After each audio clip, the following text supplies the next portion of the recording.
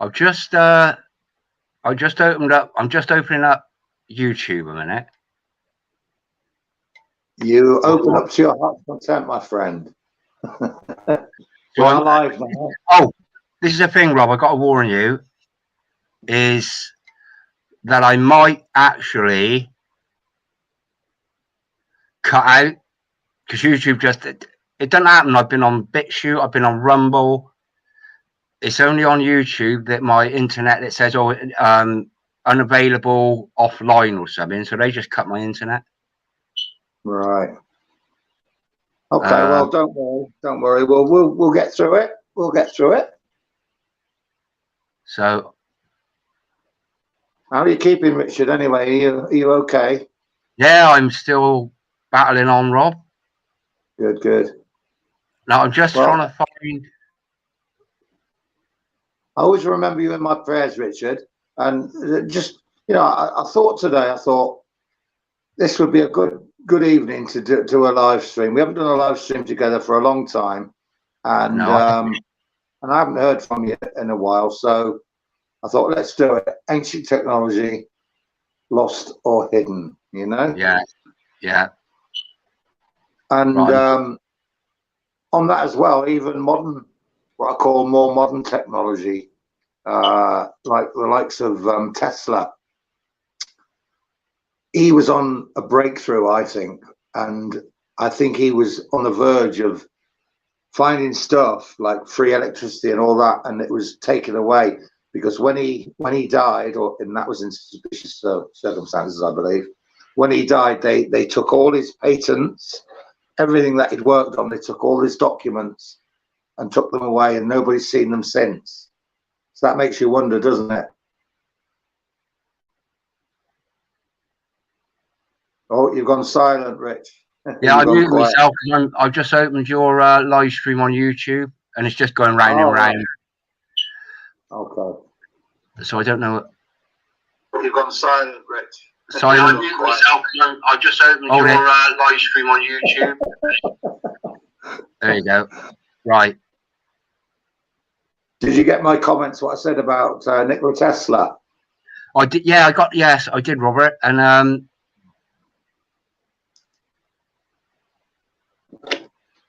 I was thinking of Wilhelm Reich. He was Wilhelm Reich. Do you know the song by Kate Bush, Cloud Busting? No, the only one I know by Kate Bush is Wuthering Heights. Oh, Kate Bush, she's beautiful. She did a song, and it was in homage to Wilhelm Reich, and it's called Cloud Busting. Okay. It's probably one of my favourite tunes, actually. But it's about Wilhelm Reich invented the technology orgone. You heard of orgone, haven't you? An orgonite. Mm-hmm. What's that mean? What does mean? Is that yes, I do, or no, I don't, or perhaps orgonite? You know, orgonite. Orgone energy. I've heard of ergo. Not orgo. Yeah. Orgonite. They use it for what it is fundamentally is they use like a quartz crystal. Okay. Now, if you compress quartz crystal, it changes the frequency. Everything's got a frequency, and when you compress quartz crystal, it gives off a different energy. It's like in a quartz clock, a quartz watch. Okay. There's something that they do to the quartz to make it vibrate or have a different vibration, different frequency. Yeah. So orgonite. How do they make orgonite? And they reckon it can disperse chemtrails. They reckon it can see off bad energy. It counteracts bad energy like 5G whiz. It can sort of nullify that to a degree. Gee whiz, baby, fan my flies. But anyway, so he was investigating orgone energy. Now, if you know, like those resin paperweights, those Yeah. clear resin paperweights. Yeah. Now, Yeah. what that does is if you take like a quartz crystal, you wrap copper wire around it, then you encase it in this resin. Now, the resin, as it goes hard, expands. And as it expands, it contracts the quartz, causing it to have a frequency that can be in opposition to bad energy. It's good energy, organ energy, orgonite, look it up. Well, it's very interesting talking about copper, Richard, because they've got these copper bracelets now, haven't they? That says Yeah, if you wear a copper bracelet, it will work in harmony with your body in yeah, a natural way to relieve you of maybe pains, aches and pains, yeah, or just generally make you feel better. So there is yeah. something in copper, I think, something very much so in copper. And again, it's something that's been hidden from us. 100%. I work for a guy called, I got a feeling he's dead now. He's like sort of like the older brother I never had, Ian Cox Roofing. And he did sheet metal roofing. And one of the metals was copper. It's absolutely beautiful, beautiful material to work with. And it's Yeah, soft. We yeah, were talking about copper chisels, weren't we? yeah. Earlier on. And you can temper copper so it's hard. But when I use it on sheet metal roofs or cabling, wiring, it's soft and malleable.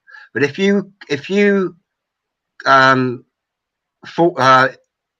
it with a hammer, so you're compressing it, and then you heat it and you're compressing it, like making like those samurai swords. That's how they do it, and they just get all the atoms all compressed. Yeah. You could do that with copper. Because a lot of people say, oh, copper is all bendy. You can't dress stone with copper. And certain stones you can. The softer Right. stones, like your limestones and your softer sandstones, you can dress with hardened copper. Because it is hard. Can I just ask you a question, Rich? As a stonemason, what type of stone have you worked with the most, in your career? Limestone. All right, okay. And is there So a reason for that? it's probably the predominant. It's probably the predominant stone in the areas that I've worked, which is like South England. However, Okay. there are pockets of sandstone. Have you ever worked with granite? I haven't dressed it as an architectural stone, like forming nice shapes out of it. Right. The only reason I'm asking that is because it's a very hard rock, isn't it, granite? Granite is hard as granite. Yeah. That's an oolitic limestone. That's Bath stone, okay? Yeah. That's a candle holder made out of Bath stone, which is a limestone. It's very soft. Now, if I've got my tools over there. We just use chisels, okay? Like carpenter's chisels. It's pretty similar to them, really. So that was made out of a block of limestone and all chiseled. So you're sort of like cutting it, okay? Whereas granite, you can't cut it because it's so hard. What you have to do is you have to use a punch, which is like a point, and kind of Annette Robot, Eve guide, long time. Rob's been what you on about? How long we've been alive? Rob's longer than me. Aren't you, Rob? Only just, Only just. The reason I was asking you about granite, Rich, there's a different way to work it. But what you can do if you take Oh, I'll start doing a bit. I'll start doing a bit of stonemasonry education with chisels and mallets and things. But with granite, rather than having like a blade, like a chisel blade, they use a punch. Call it sparrow pecking. So let's say that's a punch chisel, and then you just remove stone like this. Boom, boom, boom, boom, boom. Rather than cutting it, you're kind of plucking it away, plucking it, plucking it, plucking it. And when I was at college studying down in Weymouth, which is about that far away from Portland, we learned on Portland stone predominantly. Right. And they had a mason come up from Cornwall that wanted to learn how to do proper architectural stonemasonry. Okay. And he had to give out. He said, "Oh, I can't work with that stone. It's too soft," because he'd been used to working with granite. But there's two different approaches to it. You know, I've worked with chalk. Now, chalk, big, massive blocks of chalk. Where was the name of it? This huge, beautiful old mansion. Oh gosh, Marsh Court. It was called Marsh Court, Hampshire way. I think might have even been a little bit beyond that, but it's in like the Banker Belt. Really, it's a really, really exclusive place. Marsh Court. And it was part of Dorset now, isn't it? Used to be called Hampshire, but it's Dorset now. No, this is far. This is getting toward London. No, Hampshire, but they had south. Because I remember I was raised in Bournemouth, yeah, and it was called Hampshire then, and then after a while it became Dorset. Bournemouth became part of Dorset. Yeah. Marsh Court wasn't Dorset. Dorset. I think it was Hampshire. It's a really, really expensive place, Rob. It was a Postmaster General, Jeremy. Oh, who owned it? It was, he was a Postmaster General, which is about the highest you can get in the land, isn't it? The highest politician is a Postmaster General, but he owned it. It's massive. It used to be a college, some sort of college, but they had these massive, massive blocks of chalk. They were flipping huge. You know, you're talking about 4 foot long, 3 foot thick. The walls were massive, thick. Massive, massive blocks of chalk. But that is so soft and it scallops. There's a different way to work. Every single stone has got a different way. I mean, this stuff, Bath stone, is softer than Portland stone, but they're both limestones. Right. This stuff here is a red sandstone. It looks the same. It looks the same. Oh, slightly different colour. Yeah, I see it now. Well, it's a lot different colour. That's a sandstone. That's a sand. That's a sandstone. That's a limestone. Now, sandstone is abrasive, as you could imagine. You know, limestone isn't. But there's different techniques to work in different stones. Granite, you know. Can I just say there, Rich? The reason I was asking you about if you've worked with granite is because back in ancient Egypt, and this is in line with the topic of our conversation about ancient technology, lost or hidden, they were able to work with granite in a way that even stonemasons or those type of people cannot understand how they managed to do the work they did with the tools they had. What are you specifically on about? The pyramids? No. Like in some of the underground, like tunnels where they had burial chambers, they'd have a big stone granite coffin. Oh yeah, polished. You know, polished and 0.0001 millimeters accurate to the 90 degrees. You've heard of the term, what cuts diamond, Rob? What cuts diamond? Yeah. I thought that was the most strongest type of. Yeah, but there's something that cuts diamond. But you'll have to enlighten me on that one. Diamond cuts diamond. Ah, right. Okay. So there's nothing else. Well, it shouldn't really be a mystery. If I've got two if I got that, which is a limestone, and I got that, which is a sandstone, if I rub the two together, I'm not going to do it because I'll ruin them. If I rub the two together, the sandstone will abrade the limestone because the limestone is softer. The sandstone is angular, like sandpaper. Yeah. So to get a polish on those granites, all they've got to do is find a finer granite, like T-cut in a car. Okay, how what they got is a very, very, and you go down in finesse of the particles that actually polish up the car paintwork. So am I right in saying, going back to what you said about diamond, the only thing that can cut diamond is diamond? Is that right? Or I don't. They probably got something now that cuts it. I don't know. But that I can remember that growing up as a kid. Diamond cuts diamond. We've always known that. And that's the thing. If you rub two stones together like that, if I got that, even if I got two limestones, I've got loads of these.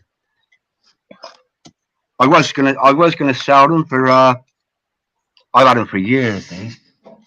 I was gonna sell them for Valentine's Day, and I knew what Valentine's Day actually was. So I thought, oh, would I be doing the right thing?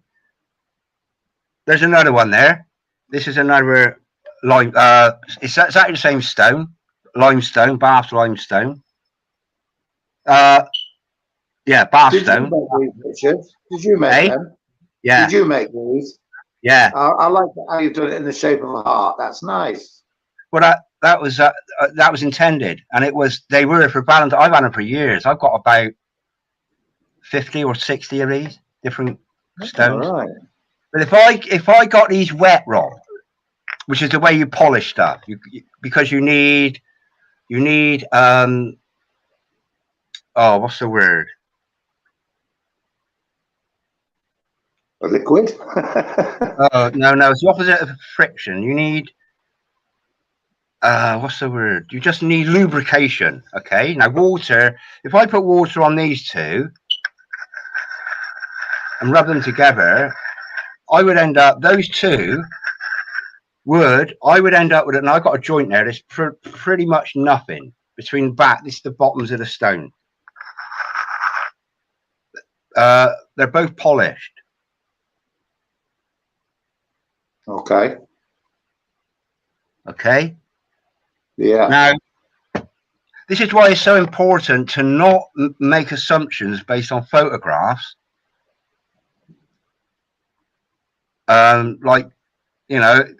Rather than go into site, and if you said to me, "Oh, what do you think of the pyramid stones or those Aztec? What are those really, really fine, odd shaped?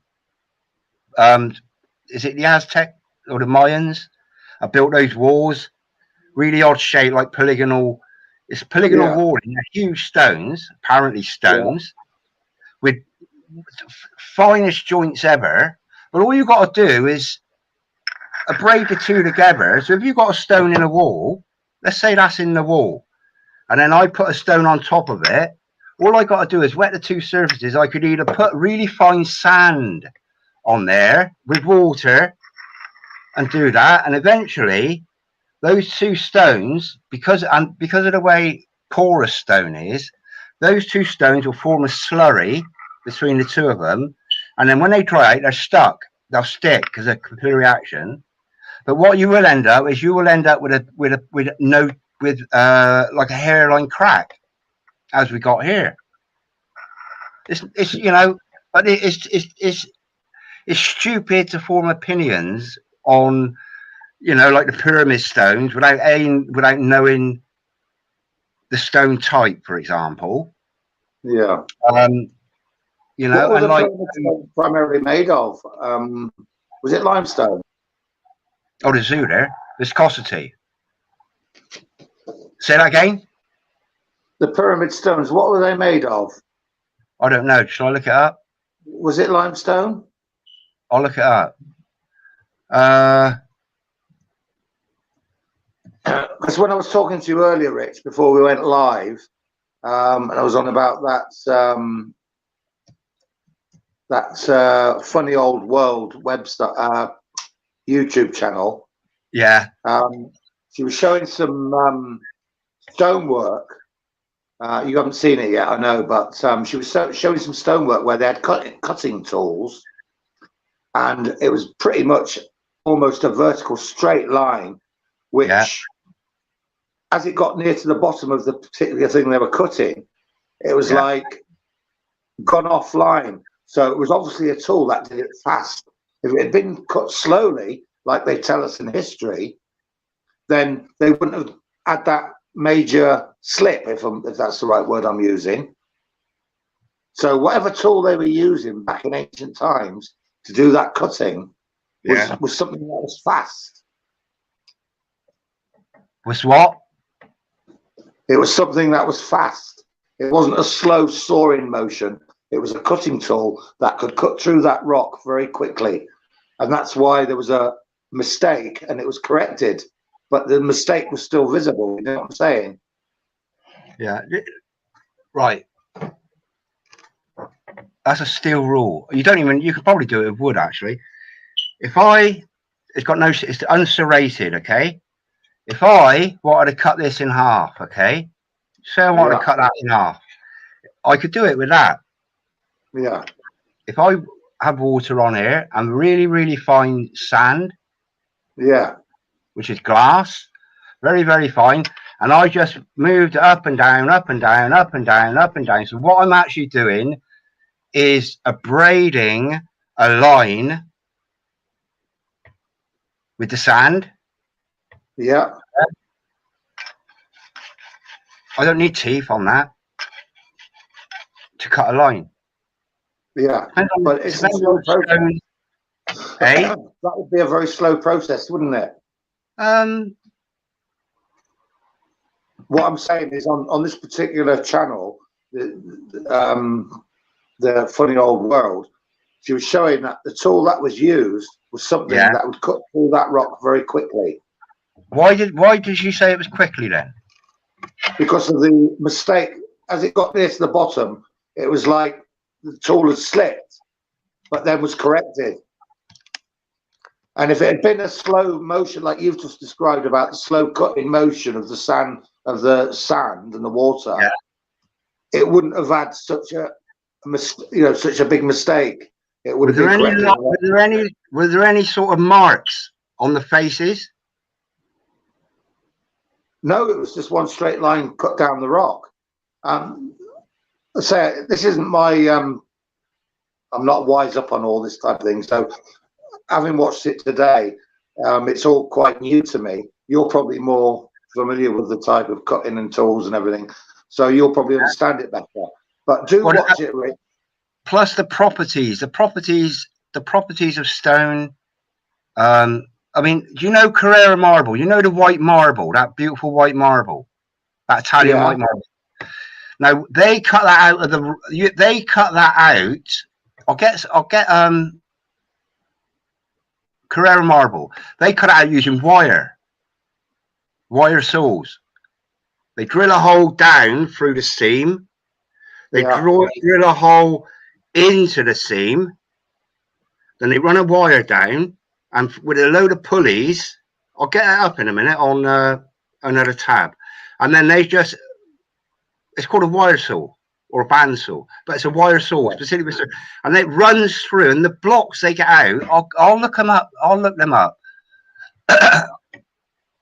Right, what type of stone was used for the pyramids?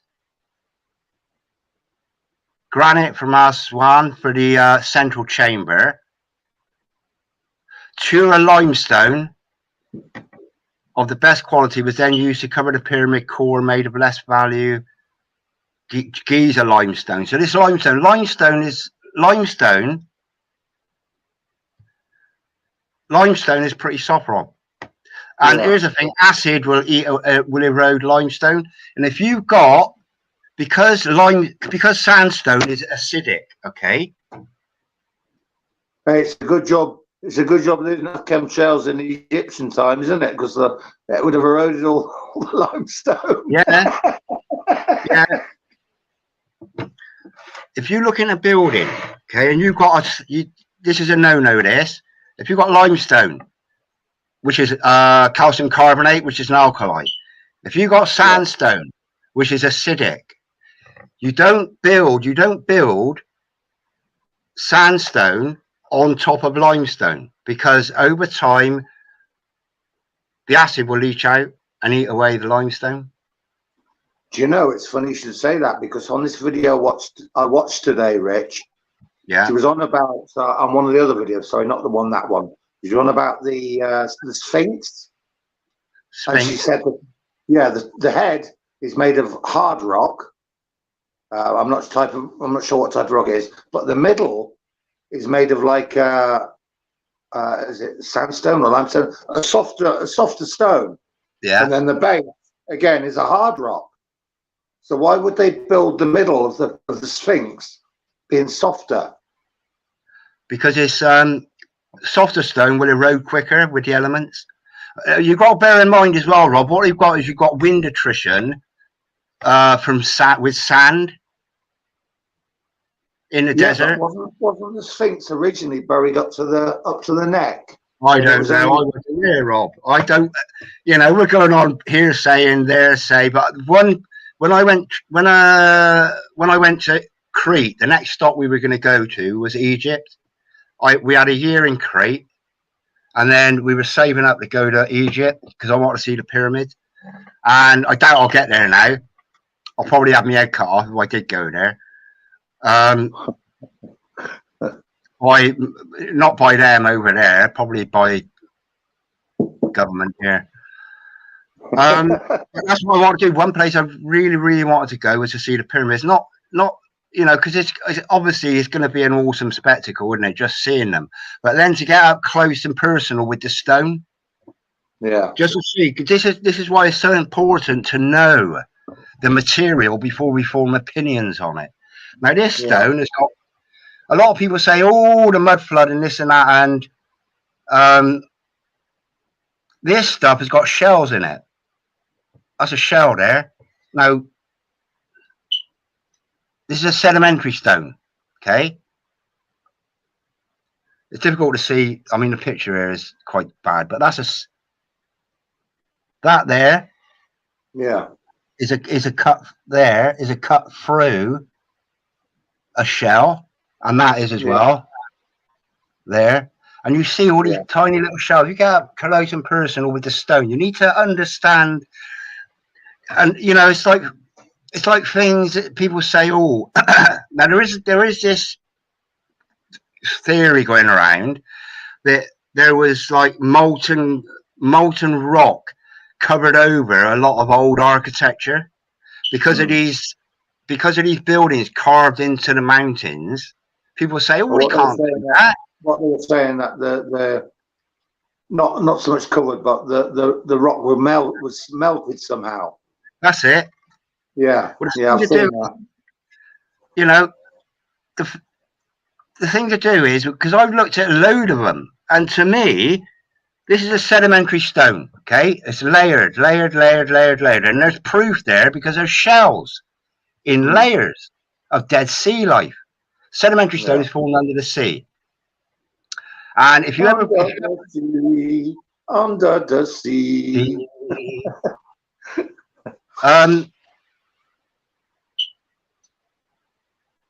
What's Motorhead just said there? Think the original finished smoothing.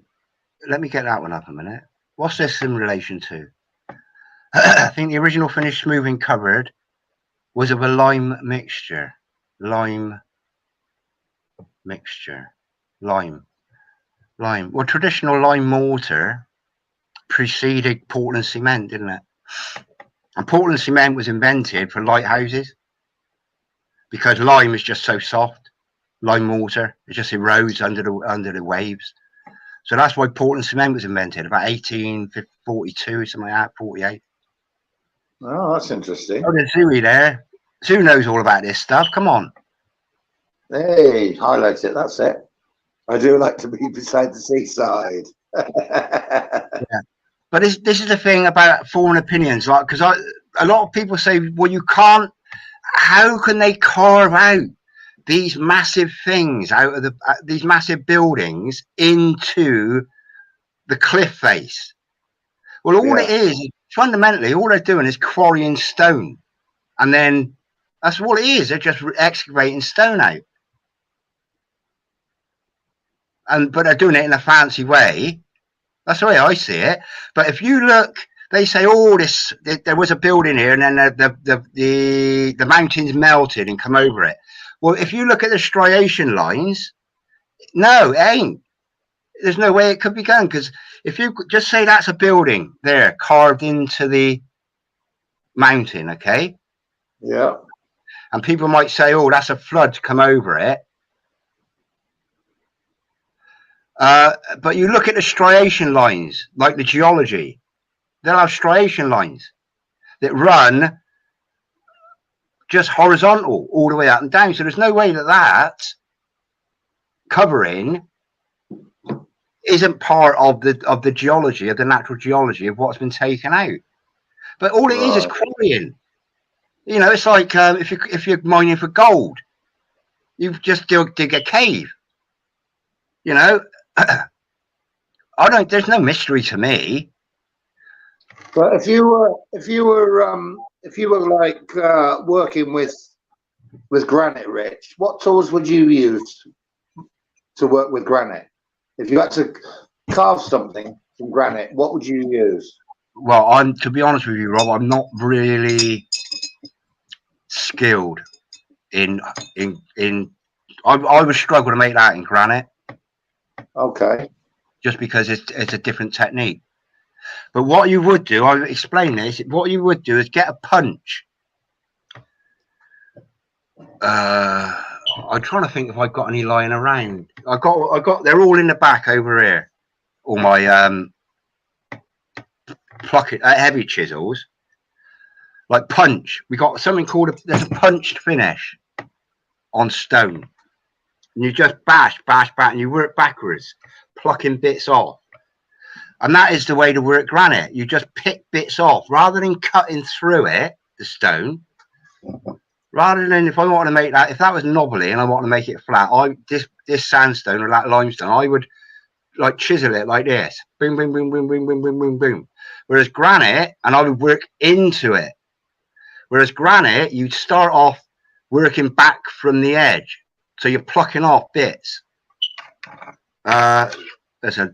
Let's just say that's a punch, okay? You pluck bits off like that, so you're working back. Okay. But I'd work granite like dry stone walling and wet stone walling, just your bog standard walling, where you're using like a walling hammer, so you can dress it. But to get a fine finish like that would take you've got to gradually. Let me.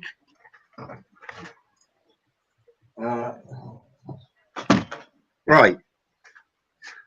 This is a lump of again. This is a lump of Bath stone. Okay. Now, fundamentally, what a stonemason's initial job is, an architectural stonemason, like a banker mason, somebody that dresses stone, is to take something like this, yeah, and learn how to make it something like that, flat. Okay. Yeah, that's the fundamentals of architectural stonemasonry. Is to take a knobbly rock, yeah, and make it flat. This is off the saw. This, you know, and what they use nowadays, they've got tungsten. They use tungsten. I've got tungsten chisels, but I've also got old. Now I've got chisels that are about, you know, around about 100 years, 150 years old. I've got some. Now, back in those days when they used to make chisels, they used to be properly blacksmithed, okay, in a coal fire or a coke fire, where you've got a heavy content of carbon in the steel. It's beaten into it in the forging process. And high carbon steel is fucking hard. All right. That's building tool, that. High carbon steel. It's like files. A file. Some of the best chisels I've got are made of old files, just because they're tempered in a specific way to be really, really, really, really hard. And a lot of it is to do with carbon content in the steel. So Right. going back to these, now I can remember going back years and years when people said about, and this is before I worked with my mate, so I learned quite a lot about copper. And this was probably about 2002, 2004, something like that. I worked with him, and at that time, China, all of a sudden, the price of copper went boom, through the roof, because China was buying it all up. So about 20 years ago, China started buying up all the world's copper. 20 years ago. Right. And all of a sudden the price boomed. So do you reckon that's anything to do with the old Huawei? Gee whiz. Wow. You know? Possibly. Yeah. Or the benefits of copper. I think there's a lot about copper that we don't even know, Rich. I think there's a lot about copper that they're hiding from us that we don't realise how powerful copper is. But I need to mention, Johnny, I've had this comment up on the screen for a while, and I've got to mention it because it was something me and you were talking about earlier. Johnny Moore says, what's your guys' views on the Nephilim / fallen angels building a lot of these old ancient structures? I certainly believe they used to be giants in the past. So, Richard, ancient Egypt, were the fallen angels involved in these ancient buildings, these tall, powerful, like the pyramids, stones that weigh several 100 tons? How did they build them? A lot of people say, oh, the aliens came down and helped them. But you know what my thoughts are on what the aliens are? It's the fallen angels. So what's your thoughts on that, Rich? Well, without getting biblical, because it is the Nephilim are biblical, aren't they? And it is historically fallen angels you're talking about. If we're talking about being able to move massive, massive blocks of stone,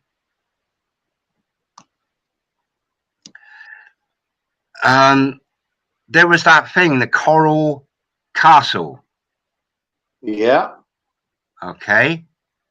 And I looked it up earlier. I like I say, YouTube has been playing silly buggers on me, so I haven't really had any time. I didn't get a chance to watch that video. I know it sounds like a lot of excuses, but Coral Castle. So this one little old guy had moved these massive, massive blocks of stone. How did he do it? How did he do it? Now I've lifted 2-ton blocks of stone above my head. No, I haven't. I have raised up 2-ton blocks of stone, and the way to do it is if let's say that's a block of stone there, okay, and it weighs 10 ton. All you got to do is pivot and fulcrum. If you can raise up one side and put something underneath it, and then pivot off and then raise it, you can gradually raise things up like this. Now, I know it's a long-winded way of doing things.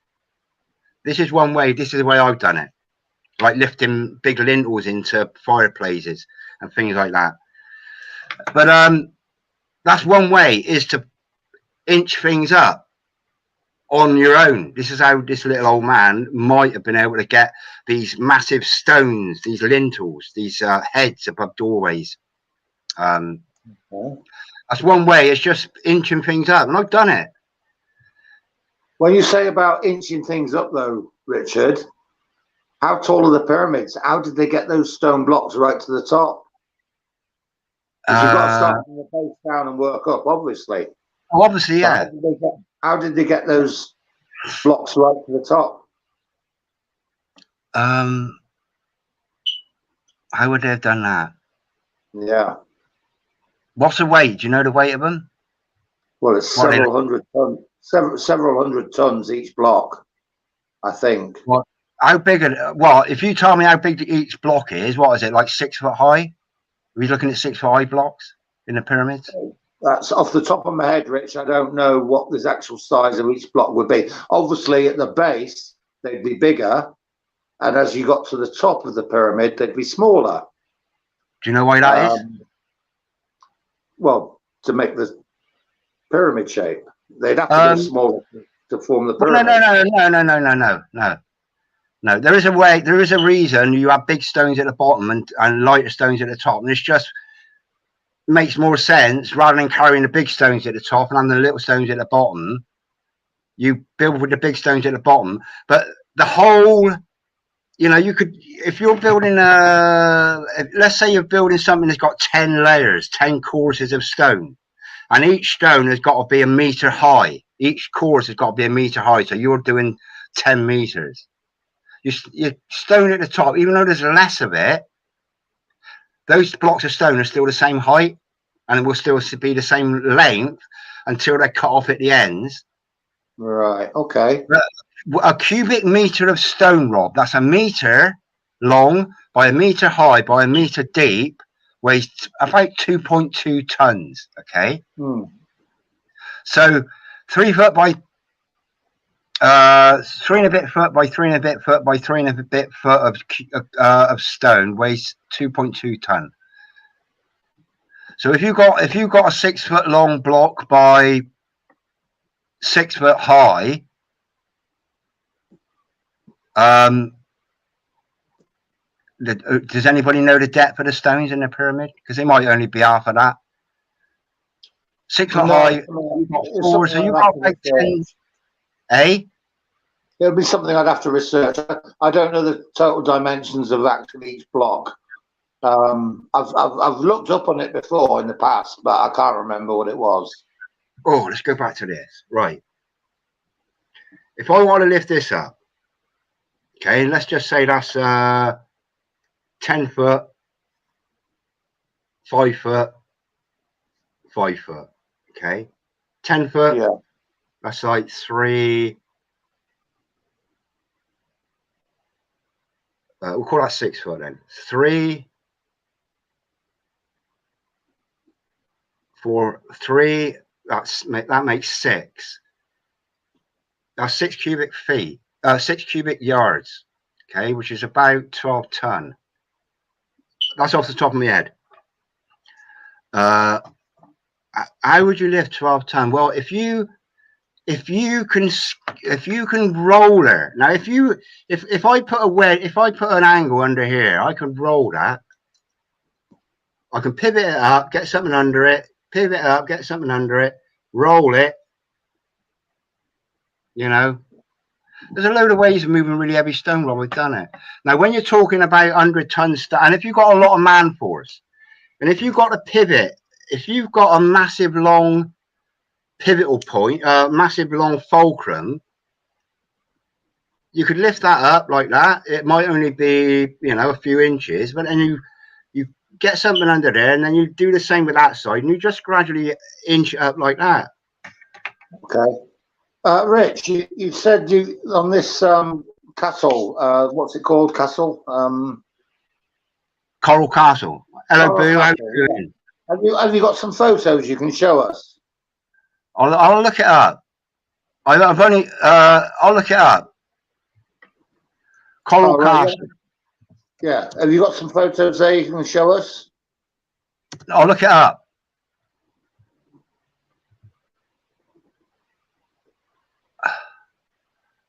Right, I'll have to set my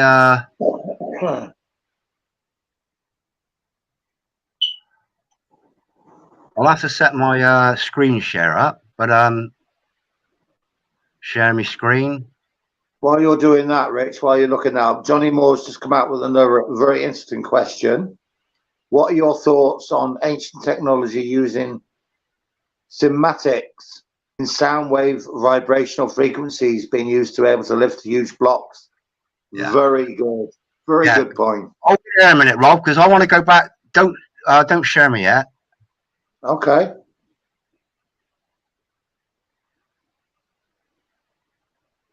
I want to go back to this giant. Now, if we're basing history on the man of today, the man of today, Rob, is a fucking wimp compared Absolutely. to the men Totally agree. of Totally, 100 years 100% ago. agree.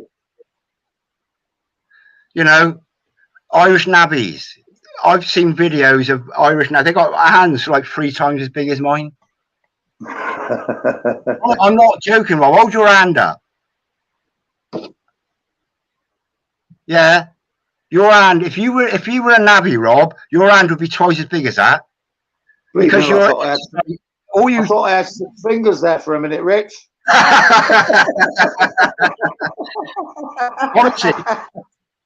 honestly, I've worked with if I'm in the street, Rob, and I shake a lot of people's hands. And if I come across a bloke, right, and that's got a fucking proper hand, okay, I'm like this. Oh, what a lovely! I'm not being weird. I'm just saying, wow, what a hand! Oh, that's a lovely hand. I will hold it with 2 hands because it's a thing of the past. You look at there's a channel I follow, and I think it's like a Romanian homestead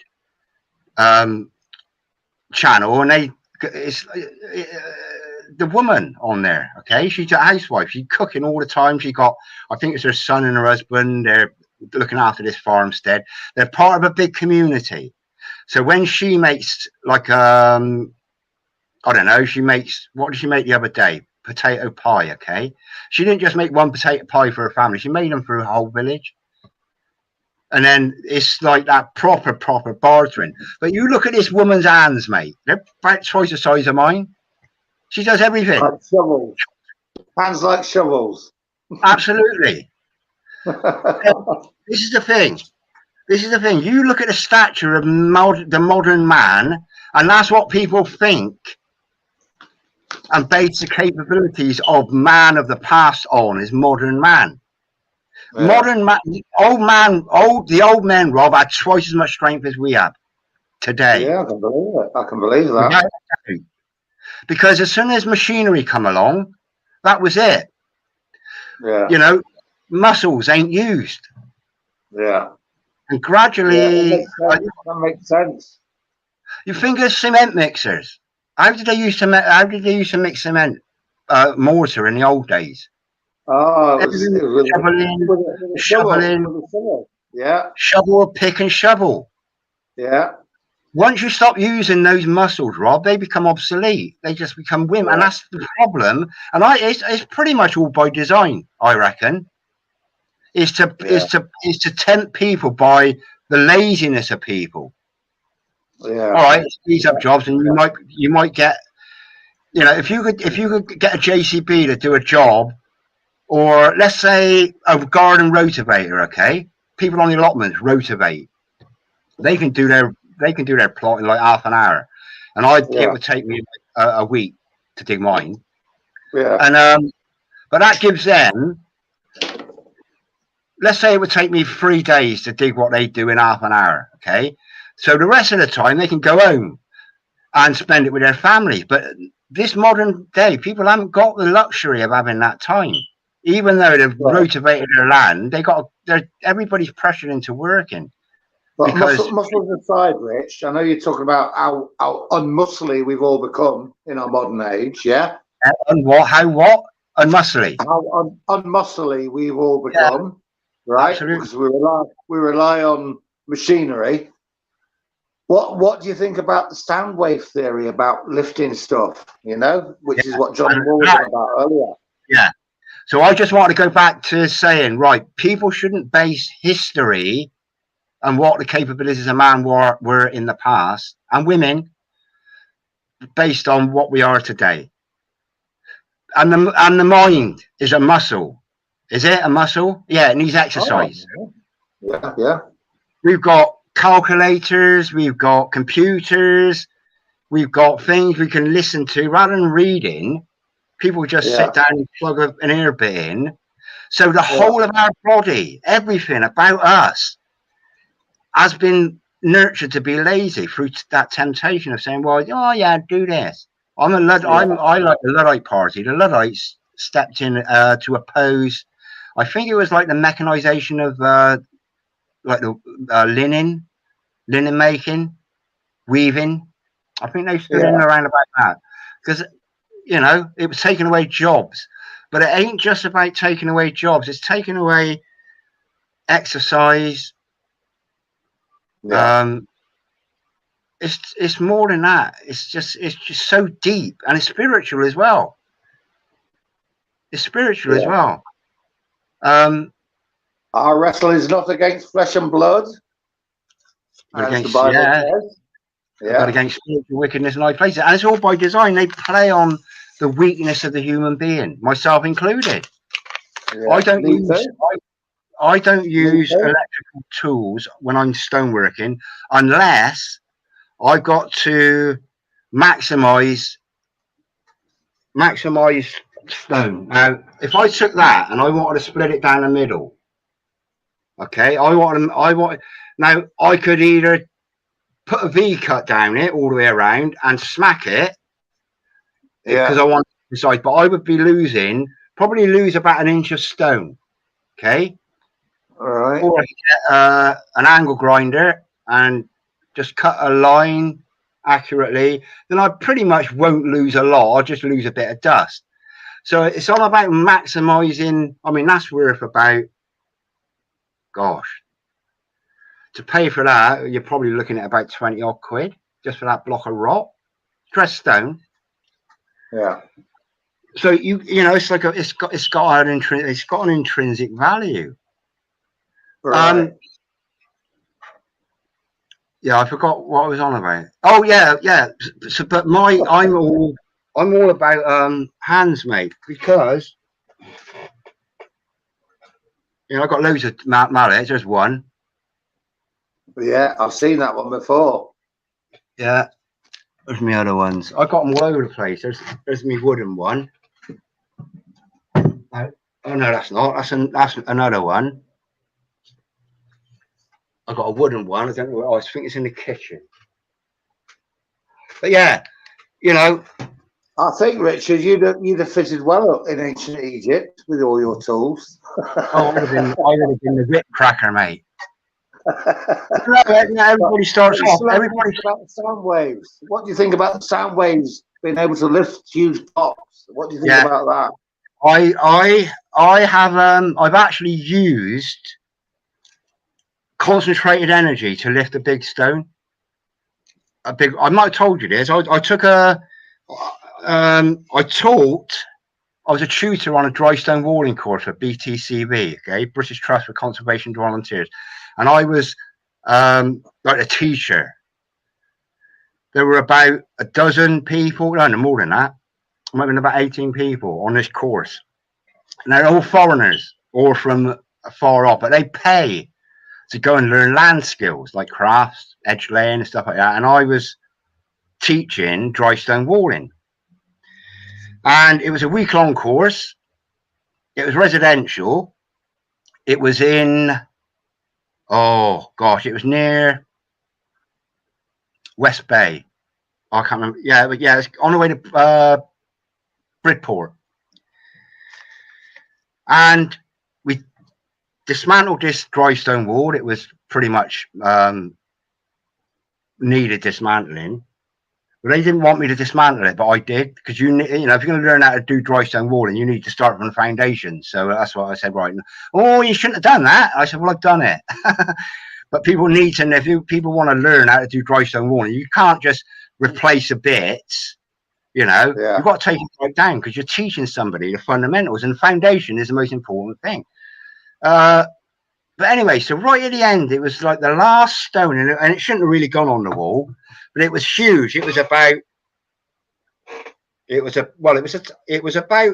18 inches wide. It was about, let's say, about a foot high, and about, I don't know, it's probably about 18 by a foot, but it was rounded. And four of us, two on this side of the wall, this was the last stone to go on the top of the wall, like the coping stone. Four of us could not get this stone up. Two on this side of the wall, two on that side of the wall. Right, we're still going, right, lift.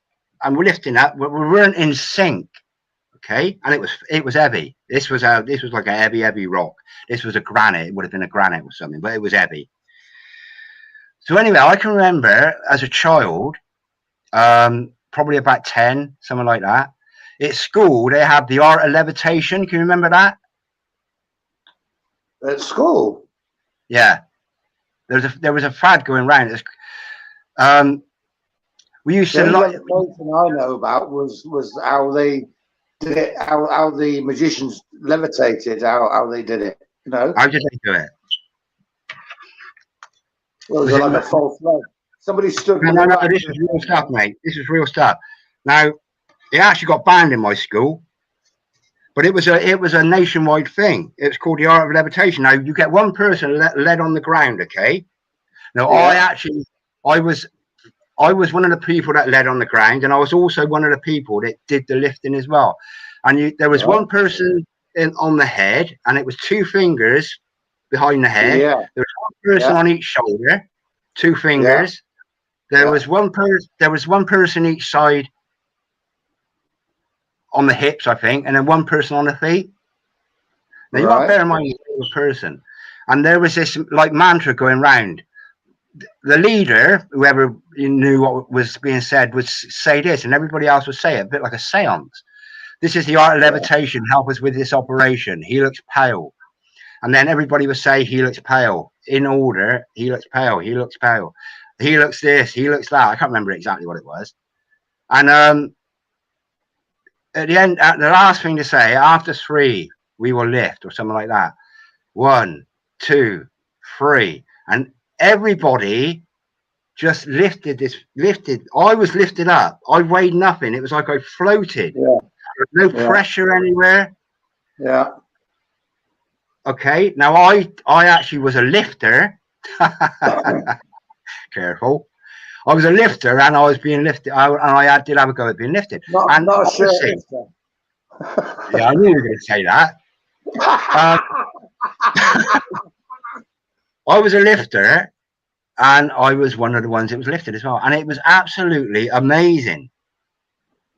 Do you not think that might have been demonic? Well, this is the thing. It got banned because apparently somebody had broken the chain, and a person had fallen on their back. Now, the rumor going around was that they had 3 marks on their back, like a trident. Right. And then it was banned. It was actually banned in schools. But I've remembered this, and I adopted it to lift this massive great stone. Okay. Right. Yeah. And so, and I said this is the last thing we did on that wall. And I said, right, I can remember this. Let's just try this. Now, I can't remember exactly what I said. It wasn't he looks pale or anything like that. It was about getting a concentrated effort between 4 people on this one really heavy, awkward right. It's round it. It's a boulder. It sounds very much like a seance type thing, doesn't it? Sounds like a seance. It sounds like a seance type thing. Well, it is, but what were we communicating? The way I see it, we were all communicating to act as one energy. Okay. And we lifted it up, mate. Honestly, it just floated up this rock. We lifted it up and just placed it on the wall. We had to lean over. Okay. Excuse me 1 minute, Richard. Nature calls. I'll let you carry on if you want to. Oh, I will. Honestly. So that is one way that a concentrated effort has more power.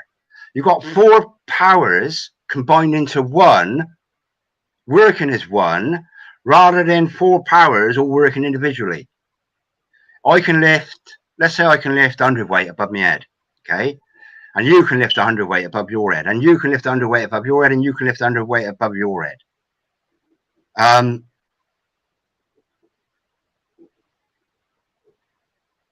Spirit world.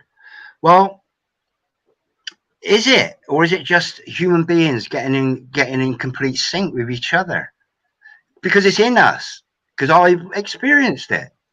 When you've got 4 people all concentrating, not spiritually, it's just all having the same goal, and that is to lift that stone up and down at the same time with a concentrated effort, all at the same time. I didn't ask for demons to come and help me lift this stone. All it was about amalgamating the individual minds to do one task. The same as on a building site. You've got 100 people on a building site. Oh, I had 2 weeks on a building site, Rob. First site for years.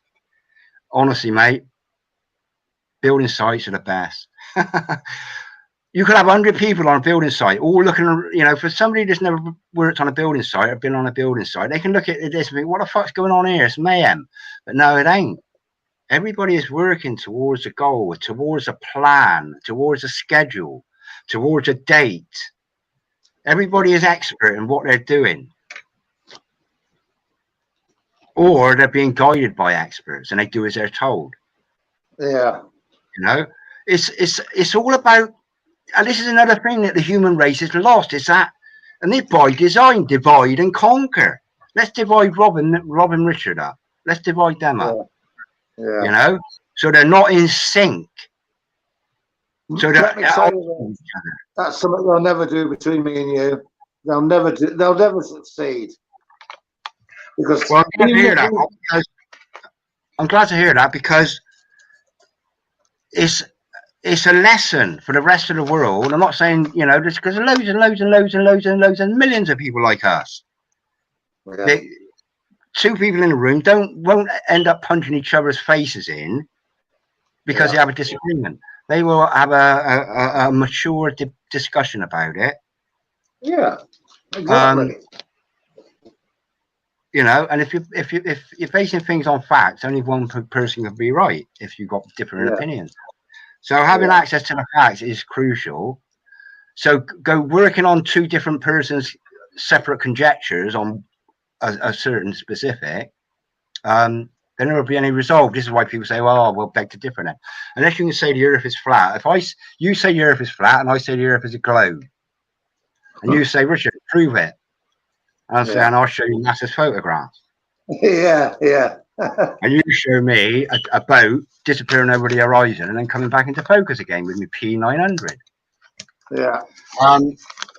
What's the fact? What's the fact that all the photos of Earth are photoshopped?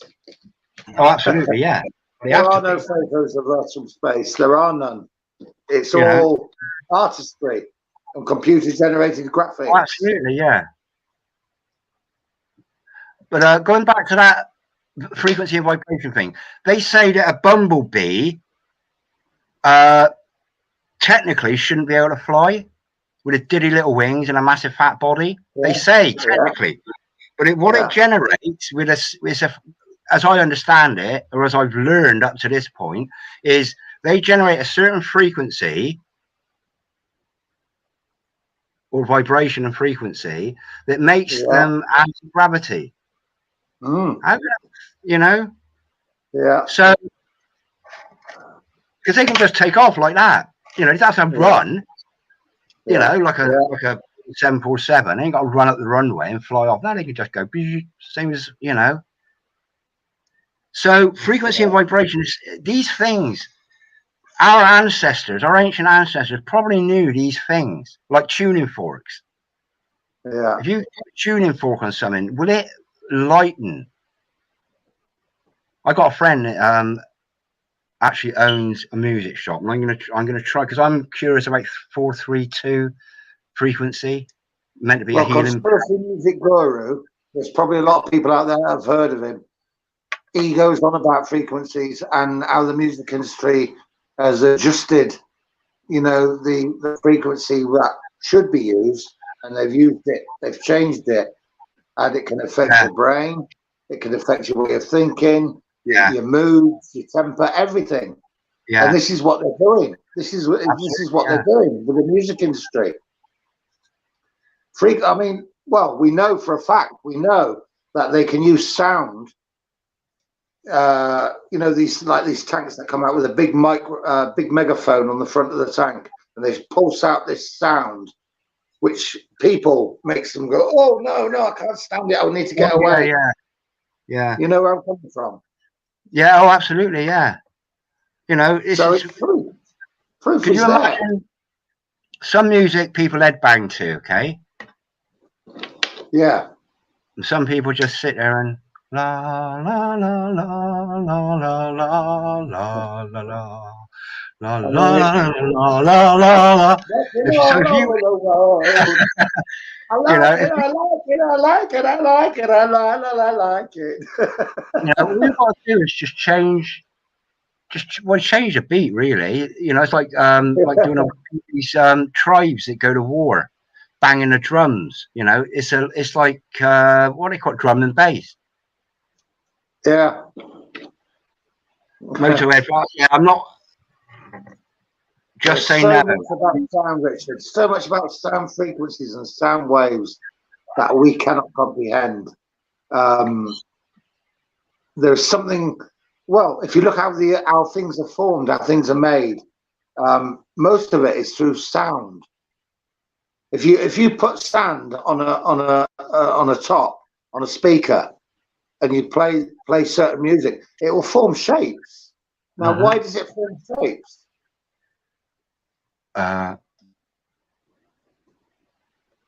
Good question. Everything has a frequency which corresponds to some effect. Oh, yeah. I've seen that. What makes Water it have is the that same. shape? Water is exactly the same. Yeah, look at microwaves. And we are, what are we? 70% water, 80% water, 90% water. Exactly. Wait till they ramp up the old gee whiz, mate. We'll be frying eyeballs. They say eyeballs will be popping. Well, learn that about that. No. Everybody. Well, Everybody more so. More so, though. I haven't had it, and I've been affected by the gee whiz up the road. That's why I'm so ill now. I've got one of them fucking things about probably half a mile from where I live. Cynatic. I took a photo of it, and I showed David Yates, and he said straight away, "Yeah, that's a 5G. That's a 5G. So a 5G tower type thing." And people just accept its technology, and they think, "Oh yeah, it must be right." They wouldn't put it there if it wasn't harmful. You know what I mean? Yeah. Like the old jibby jabby. Any It must be frequency, right. It must be good. The government's approved Rob, it. any frequency that is man-made, that wasn't created by God, is bad for the human race. It's bad for God's creation. This is why. Perfect answer. Perfect. God said, "Let there be light," and He spoke everything into existence. And now, this is a spirituality. Is that's what it's all about. The Prince of the Air. Is it the Prince of the Air? Prince of the Power of the Air, or the Power of the Prince of the Air? Yeah, Prince of the Power of the Air. What's the power in the air? They got flipping chemtrails.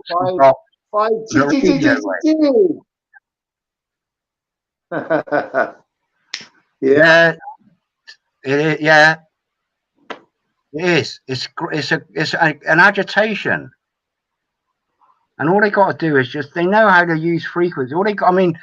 If somebody can get a speaker with some sand on, they can have a harmonious little snowflake shape, or they can have a random. Now that random angry snowflake that the sand has made on top of the speaker, surely that is what's going to happening to us in our water. In fact, they do it with water, don't they? They do it with water as well. Put frequencies in water and see the waves. And that's all we are. We're just water. Yeah. So, the human race really, Rob, needs to be just rebooted, really, honestly. And everybody. Well, that's what they're doing, isn't it? Given another but chance. not in the right way. They're rebooting, but not in the right way. No, just say it. Fuck it. I can remember as a child, I said, "Oh, I wish and I got told off for something." And I said, and I've only ever said this once, but I said, I'll always remember it. I wish I hadn't been born. And then I thought, and something like, well, I didn't ask to be born. But did I? Did I be asked to be, did I ask for the experience of living on this earth? Did we ask? Well, no. At the end of the day, you were in your father's scrotum. Eh? And you were in your father's scrotum, and you were the miraculous tadpole that managed to swim past all the others and get through to that egg.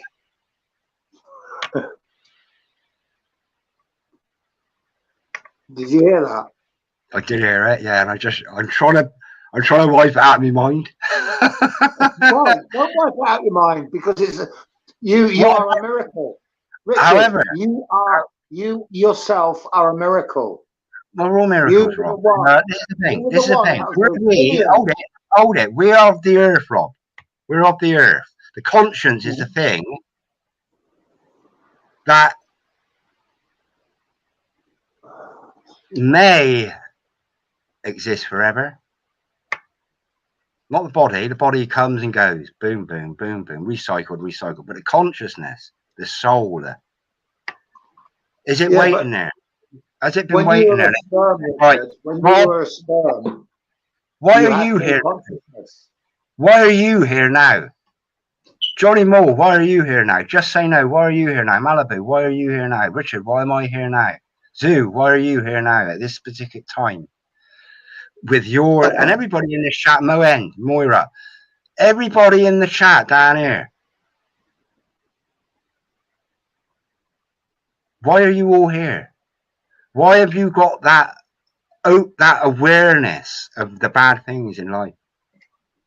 And why are you standing up, doing what you can within the confines of what we can do and what we are allowed to do?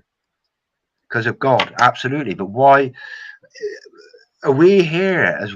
I mean, I think we're here as witnesses at this specific time because of some sort of strength that we've got.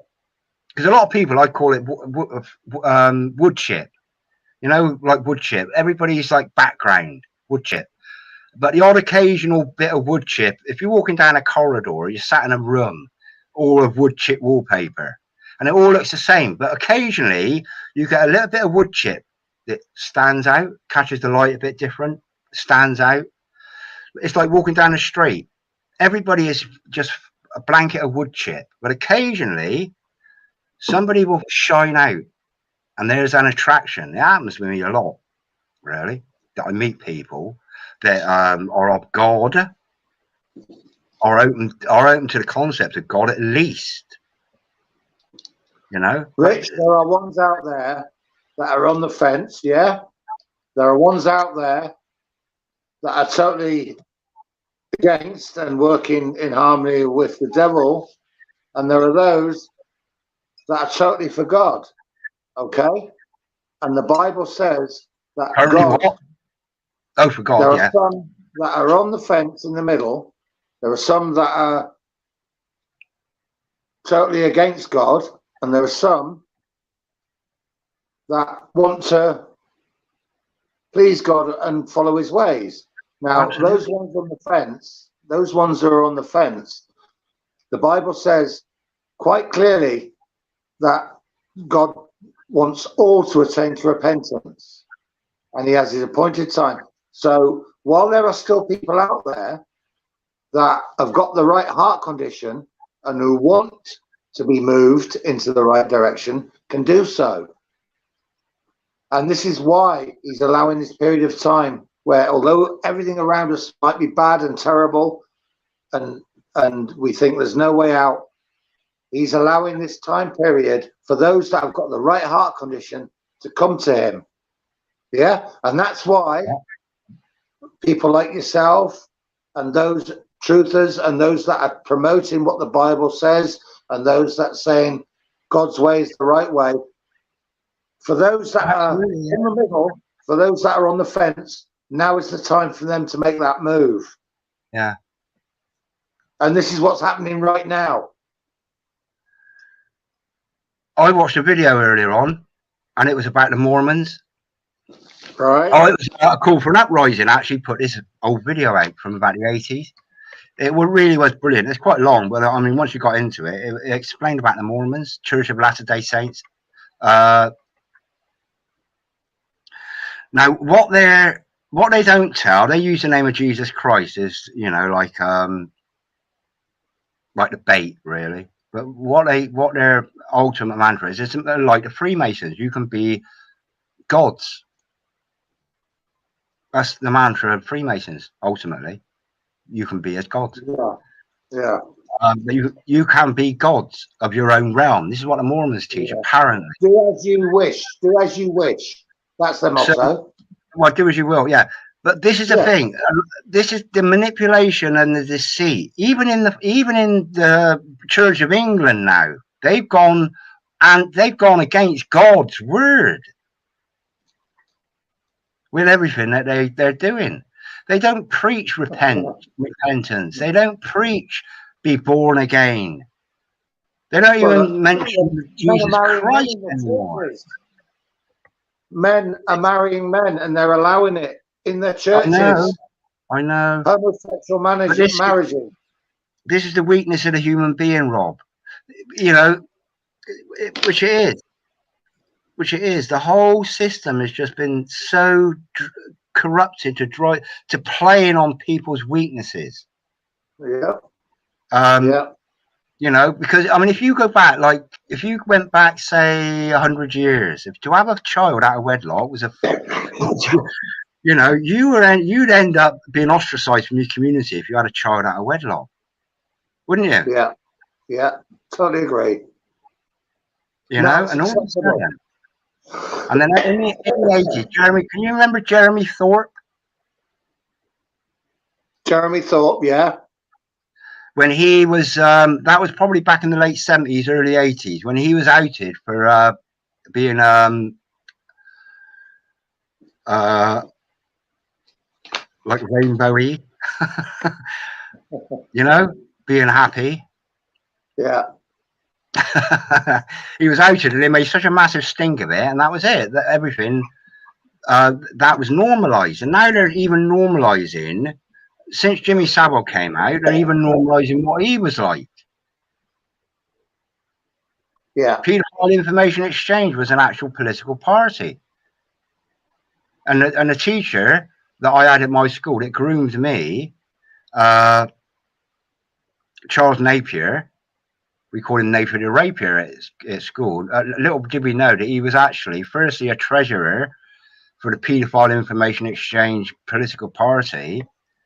Secondly, about 6 years ago, he was jailed for 16 years for child sex offences. But he actually groomed me. He sent me home with a letter to my dad. Richard needs extracurricular activity. I'll invite him to my house to have an extracurricular activity at his house. And my dad said, that's a bit odd. No. And my dad went down and complained. If my dad wouldn't have been so protective of me and said, "Oh, Richard, oh, you've been naughty, have you?" He wasn't even a tutor of mine, this bloke. "Oh, you've been naughty, have you? You've got to have extra lessons. Clout round the ear, right? Go and have your lessons." As soon as you're in the clutches of these people, they manipulate so craftily.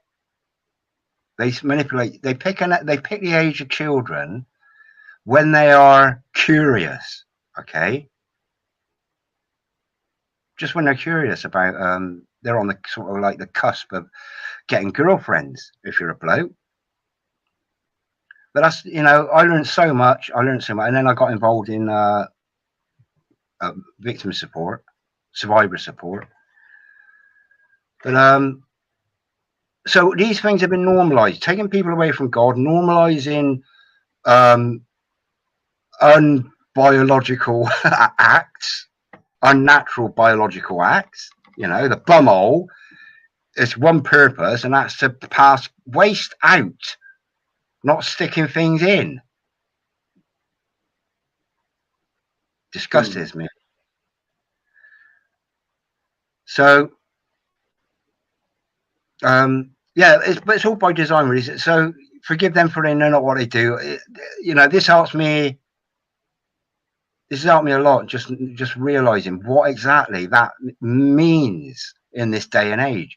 Is the gradual manipulation of people by toxic food, toxic atmosphere, toxic water, toxic television, toxic news, toxic politics. Everything is That's what toxic. you said there, Rich. Forgive them for they know not what they do. That was Jesus, wasn't it? When he was Jesus Christ, yeah. crucified. Yeah. Forgive them for they know not what they do. But the fact is, in this day and age, they do know what they're doing. No, they don't, Robert. No, yes, they do. Yes, they do. I'm on about people that are up in the sky spraying the shit. Oh, yeah. Forgive that. Yeah, I'm not talking about them. I'm talking about the masses that have been driven away or guided away or manipulated away from God. Right, yeah. I agree. I agree. I'm not talking about those. I'm not talking about those that do what they will, shall be the whole of the law, and ye shall be as gods. I'm talking about the meek. The meek. Yeah. The meek are the ones that, you know, and even going down to losing our powerhouse status of being able to lift. I mean, can you remember? You might not remember this. I was brought up on building sites when a bag of cement was 100 weight, okay? 52 kilos, about 12 pounds. Then at some point, the powers that be, said, oh, we can't have a person lifting a 100 weight bag. Well, so now they sell cement, Portland cement, in 1/2 weight bags. Because they think that the human being ain't strong enough. Now, there's a good indication of how the power of man has been diminished. They have had to halve the weight of a bag of cement. When I was in Crete, I was given a test. I had to carry up, and they were still using 100 weight bags out there back in the 90s. I don't know when it changed. So this guy, he got sacked for doing this to me, but he made me walk up a ladder with an underweight bag of cement on my shoulder. I did it, but it was pretty dangerous because they had a winch. But there's another example of how the human being is being manipulated to being weaker. And then they also introduce, you might not know these things. You know those like concrete blocks, Rob, the 4-inch concrete blocks they build houses with. You know the concrete block? Yeah. They also do, that's a 4-inch. They also do a 6-inch concrete block. Now I think they weigh over 25 kilos. They must do, because the powers that be made it law, building site law, that 2 people had to lift one of these 6-inch concrete blocks. I know blokes, I've worked with blokes, I can't do it myself, but I work with blokes that can lift one up with their one hand. Bricklayers. Right. I'm not kidding. I've worked a lot of bricklaying. But I've worked with people, very few of them, but that can lift a 6-inch concrete block up with one hand. Mortar with a trowel, butter it up, ooh, boom, 6-inch concrete block. Right. Now they had to retract that law because, well, obviously, 2 people lifting one concrete block, it ain't cost effective, and it takes twice as long to build a house. Respect to Johnny Moore, Rich. Sorry to interrupt your conversation. Can you see that on screen? Yeah, I was actually saved from being abused, Johnny. So this part of me is the biggest part I've got is guilt that I wasn't abused. And when I met a lot of people that were abused as children, by the system as well, social services system abused a lot of children. Mickey Summers, probably my biggest hero of a man, Mickey Summers. Look him up. He's dead now, but a hell of a man, a heck of a man. And so going back to ancient technology and things like that, I think a fundamental thing to learn, Rob, is firstly, A lot of people have opinions about things that they have no experience of or knowledge of, like how did they build the pyramids?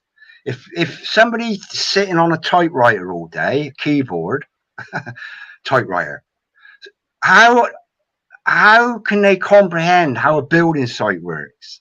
How people come together to build a massive structure like a palace or a castle? How, when you got people that are working to overcome problems, like how to move that massive bit of stone, how can we do it?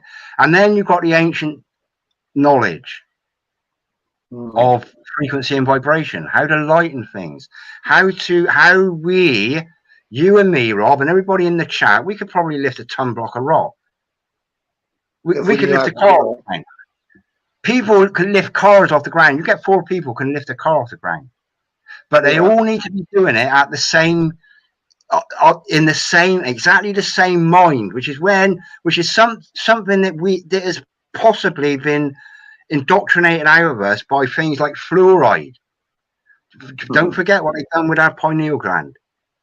Yeah. You know, that soul, that release of energy, ESP. Have we got, potentially, we have that ability to have an ESP. I can think something to you, Rob. No, I don't think that.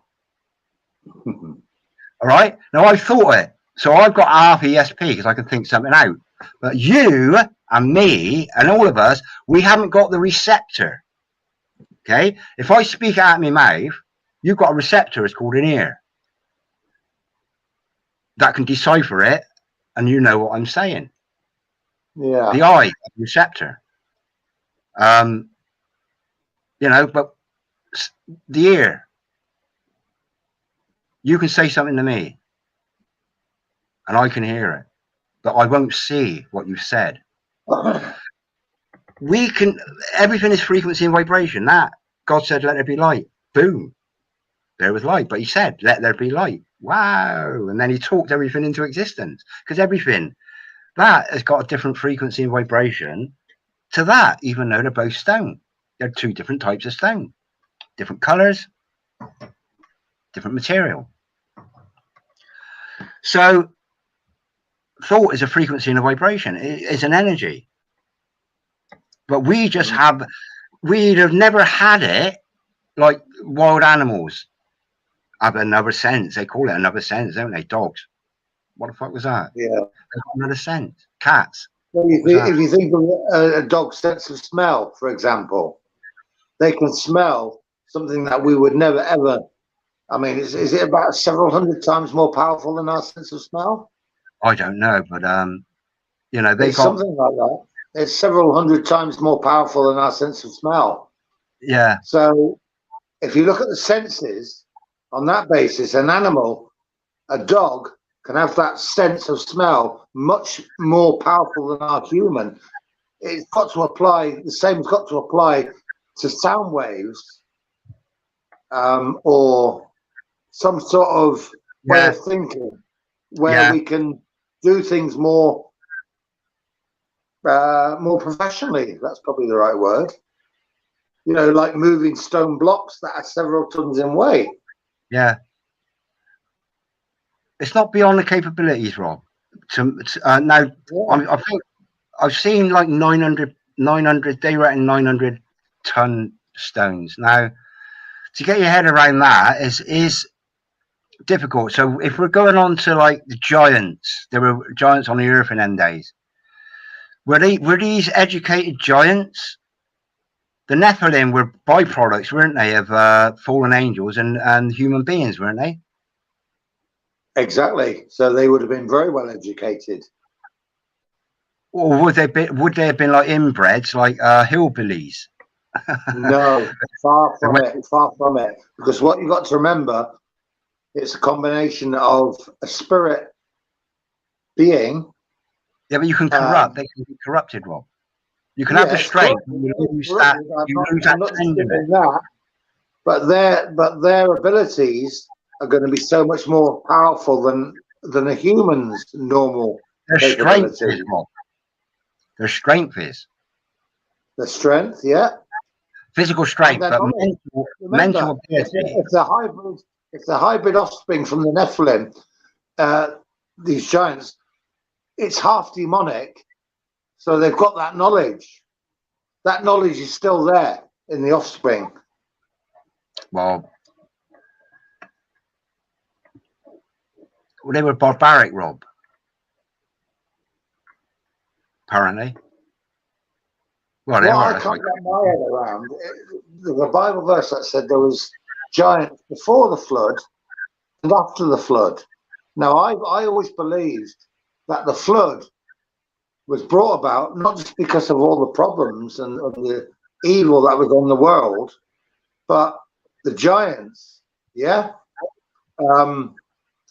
So how come if the flood destroyed all the Nephilim or the giants, how were they able to once again, because they had to dematerialize from their human form back into the spirit form, how were they able to come back after the flood? I don't know. You have to ask God. That's what was, bounced around in my head.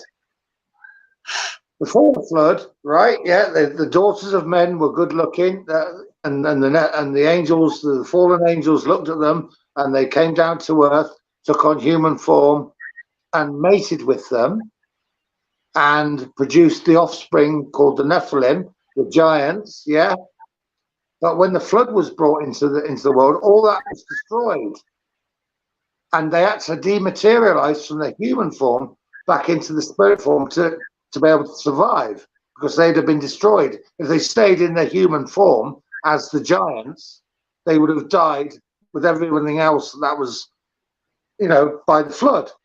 So how does it, what I'm trying to say is, what do they mean by the Bible verse when it says there were the giants before the flood and after the flood?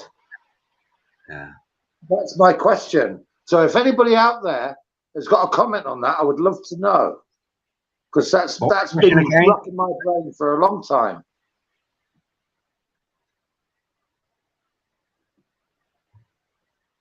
What was the question again, Rob? Right. The question was, before the flood happened, right, the fallen angels came down, took on human form to mate with the earthly women, yeah? And they produced what we call the Nephilim, well, the giants. Now, when the flood came, everything was destroyed on the earth in flesh. Everything was destroyed. So for those fallen angels to survive, they had to dematerialize from the human form back into the spirit form to survive. But the Bible says that the giants were there before the flood and after the flood. So how did that happen? I don't know, Rob. I don't know. I would be guessing. Well, shapeshifters to me are demons, yeah, and they can shapeshift. That's fine. I agree with that. But how did they reproduce giants after the flood? That's what I'm saying.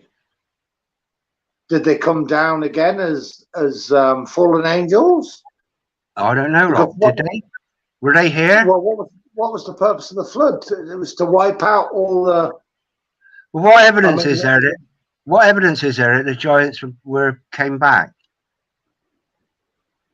Well, the Bible says, I can't remember the verse, but it says before and after the flood that there were giants on the earth. Yeah, I don't know. That's something I'll have to look into a bit more. Yeah, but so getting back to, I mean, what this is alluding to, Rob, I think, is how can us little 10 stone, 12 stone, 15 stone weaklings lift 2-ton blocks of stone to make the pyramids? Yeah. That's Good what it's question. alluding to, isn't it? How can this is a lot of people say there must have been giants to have lifted those big, massive rocks, those 100-ton stones, and people are saying, well, it must have been giants.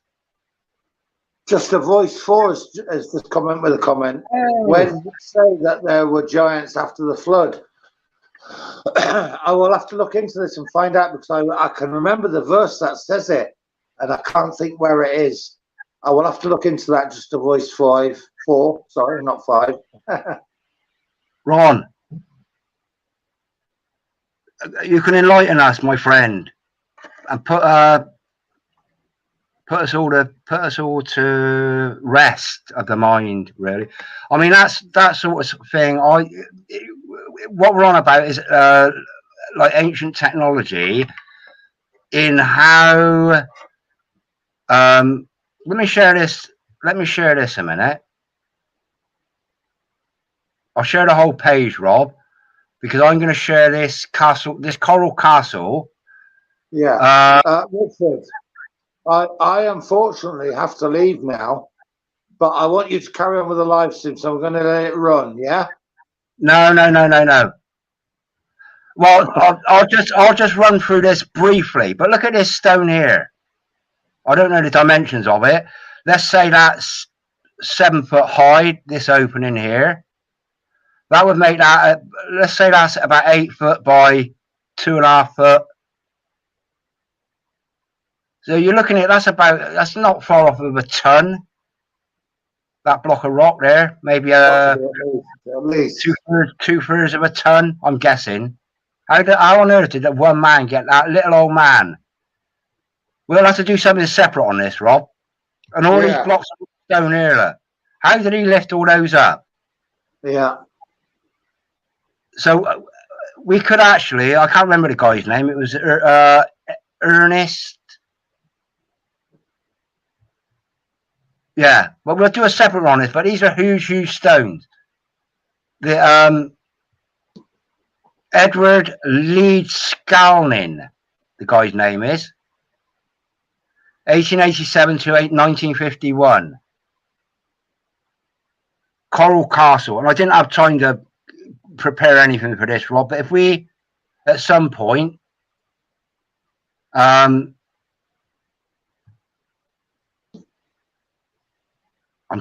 going back to this. If we, at some point, Rob, concentrate on that, and I can get a little bit of more information on the weight of the stones and how this flimsy little old man lifted like a ton block of stone above his head. Yeah. Did he have the help of a giant? Did a giant come along between, in the 1900s? Nah. I don't know. Well, I've looked at several videos from YouTube about giants in the past, and some have been like 7, even 8 feet tall, human.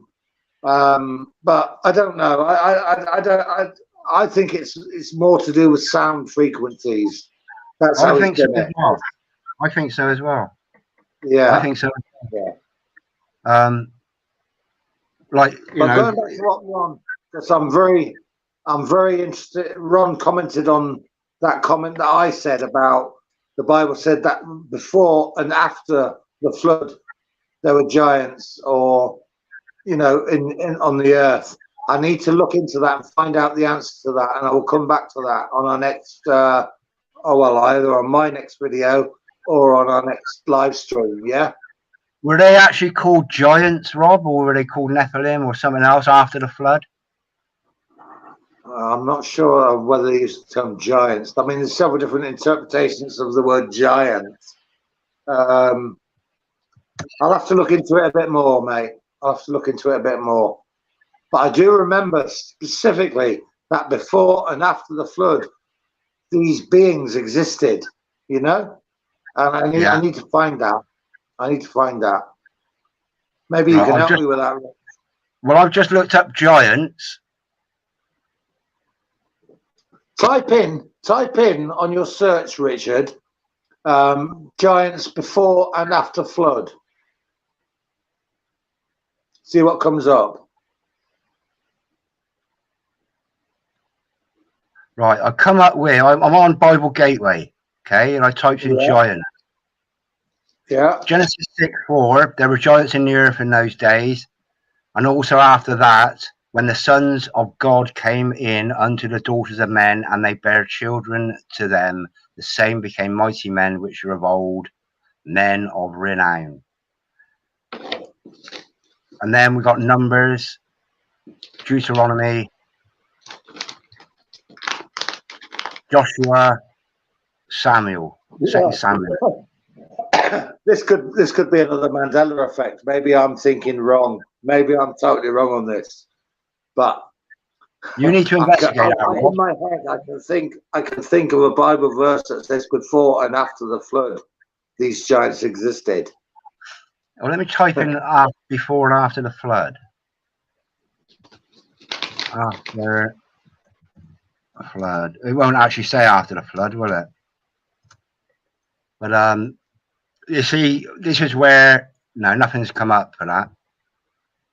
This is where Ron needs to come on, because Ron to me is like, yeah, he's pretty much grounded in scripture, really.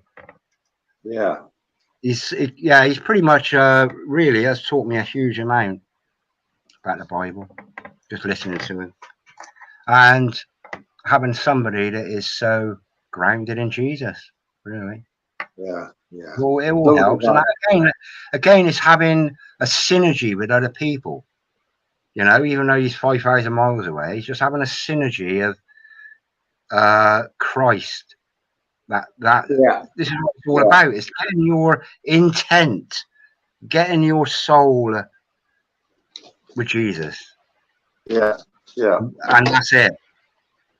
You know, and then you're all that one energy. It's only one energy that can make you like that, to be born again. Yeah. You can only be one energy when you're born again. Yeah. There's no loads of different born again energies. There's only one energy, and that's the energy of Jesus Christ. And that is where the power is. And that's why Satan has got so much power in this earth over all the people.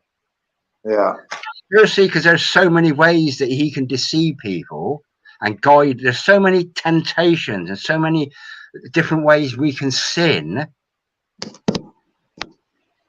which means so many people can be, so many ways that people can be tempted to sin and guided to sin. This is why Satan is so powerful, and why Satanism is taking over the world. Yeah, yeah. Not taking over the world, taking over the people of the world. Yeah. You know, apart from us here that think, no, there's one frequency and vibration associated with Jesus Christ, and that's it. That's all we've got to concentrate on. Yeah. And we might throw off occasionally. Recently, Ron put up a video on it. One of his last videos was about the power of prayer, and it was something that he'd put up several years ago. I don't know if you've seen it, Richard, but you know, a young girl talking about the power of prayer. Yeah, I'm working my way through Ron's, because I sort of missed a lot of his. Right, I'm just getting up Genesis 6:4. Yeah. Yeah, I just read that out. There were giants in the earth in those days, and also after that, when the sons of God came in unto the daughters of men, and they bare children to them. The same became mighty men. After that. What do they mean by and also after that? And God saw, this is 5, and God saw that the wickedness of man was great in the earth, and that every imagination of the thoughts of his heart was only evil continually. And it repented the Lord that he had made man on the earth, and it grieved him at his heart. And the Lord said, I will destroy man whom I have created from the face of the earth, both man and beast, and the creeping thing, and the fowls of the air, for it repenteth me that I have made them. But Noah found grace in the eyes of the Lord. These are the generations of Noah. That was Genesis 6 verse 4. 6:4 and beyond, yeah. Yeah. So what does he mean by and after that? So before the flood and after that.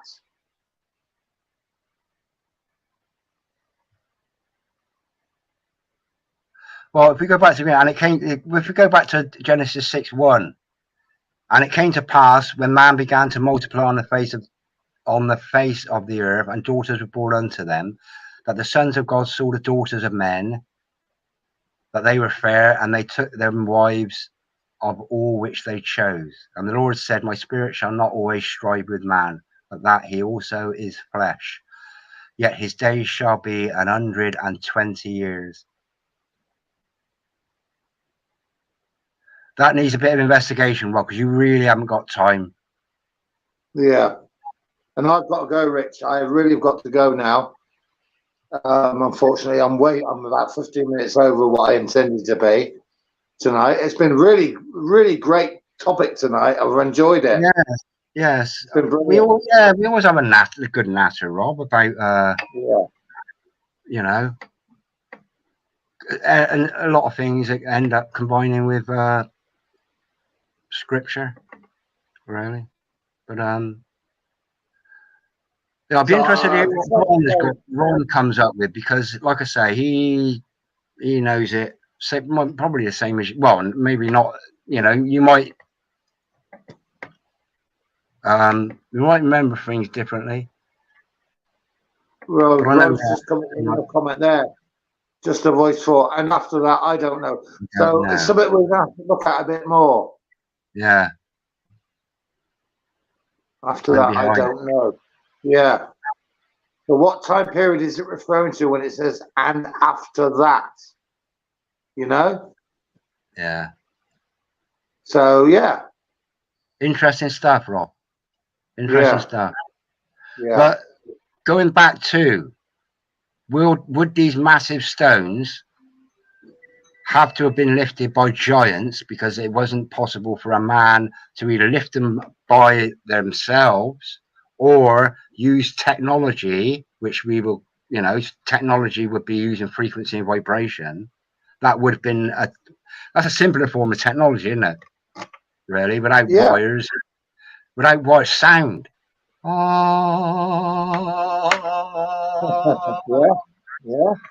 know, going to war. You know, raving, having a raving mad.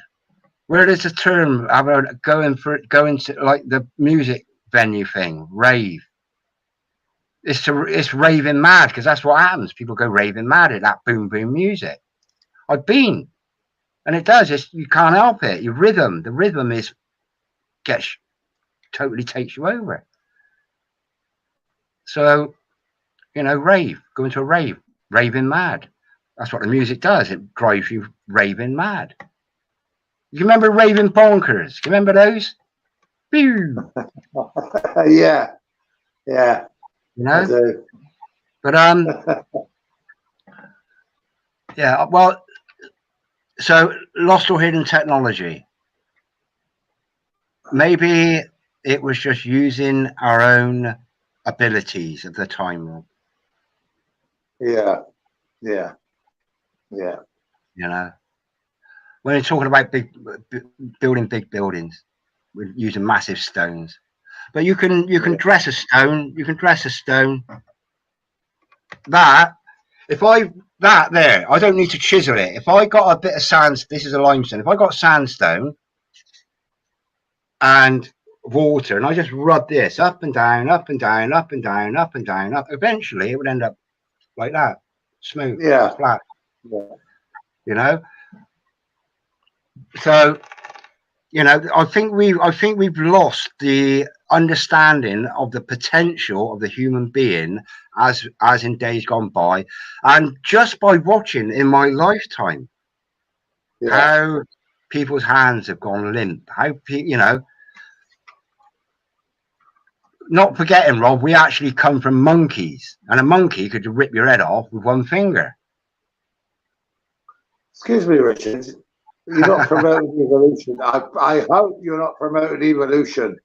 I don't think we'll. I'm throwing this out there as anti-evolution, because if I was a monkey, Rob, I would certainly not lose the ability to climb trees. I would certainly not lose the ability to be able to have twice or three times as much strength as I got now. And I would certainly not lose that ability to just take a dump wherever I wanted. You know, Right, when did man decide, ooh, perhaps I should go for a dump in private? When did that happen in the evolutionary cycle? Yeah, exactly. So you call a note, Rob. You say, right, on that note, because I know you're 20 minutes over your time, allotted time, aren't you? Yeah, I've really got to go, Rich. I've got to go now. So thank you, everybody, for joining in the chat tonight. Well, God bless everybody, please. Thank you, Richard, for joining me. I've enjoyed it so much tonight. It's been great. My pleasure. It's been but great. This is the thing. Yeah, this is the power of Jesus Christ. What he brings is get everybody on one frequency and vibration. There's only one frequency and vibration. That's what it's all about. This is the power of prayer. This is why Muslims, the power of their prayer, all at the same time. Why are they called to prayer 5 times a day, all at the same time? It's because they know the power of prayer and the power of that energy all at the same time. Yeah. Honestly, it's simple, logical understanding of how energy, how minds can be synergized. Yeah. Jesus Christ, just think. Listen, what have we got to lose? Yeah. If you're a person that sees the ills in the world, and you don't want to be part of it. My definition, Rich, I'll end this on this note, right? My definition of a true Christian, one who thinks like Jesus, bees like Jesus, does like Jesus. If you follow those footsteps, you can't go far wrong. And just want to be Jesus. Just be Jesus. Yeah. Just be Jesus. We can never be Jesus, but we can be of Jesus. Following his footsteps. That's the answer. It's simple. Yeah. It's just synergizing yourself with that one frequency and vibration. Yeah. Simple. It's as simple as one in your fundamental gematria. Yeah. I've really enjoyed this, Rob. Yeah. Thank you, Richard. Yeah, we could have had somebody else up, but maybe next time. We'll have to do it more frequently, Rob. We sort of got into that once a week sort of thing, didn't we? Yeah. Yeah. It'd be good to do that again. Yeah. But like we got the Coral Castle, and you've got to now investigate giants after the flood. Yeah, definitely. I'll be looking into that one, and maybe that'll be the topic for our next stream. Well, if you sort it out, yeah. I mean, I've got one in mind, and it's just about time, how we spend our time. And a minute is a long time. If you're waiting, these live streams and they got a countdown for 2 minutes. That's energy. That's our time. That's our money. That's our currency. Time is our currency. Yeah. So all these 2 minutes here and 2 minutes there and 10 minutes here and 10 minutes there, hanging around doing this, not doing that. It's our currency. Yeah. It's what we are. It's what we are. Energy and time is what we are. That's all we are. Energy in time, and we've only got a certain amount of time. God has only paid us a certain amount of wage, and that is a certain number of years. But every moment, particularly now, every second is precious. It is. It's so precious, and this is what I want. But yeah, it's up to you, Rob. I mean, I keep going forever, man. But I've enjoyed this because we haven't had a chat for such a long time. Love you, Richard. Love you. All right, Love you to friend. bits. Sure. Everybody in the chat. Take care. No, And thank you, Malibu. everybody. Thank you, everybody, for joining in. Johnny Mole. Yeah, I got to go back up through. See, Just the Voice. Ron, thank you ever so much for joining us. Get a Clue. Click Genesis 6:4. I missed that one.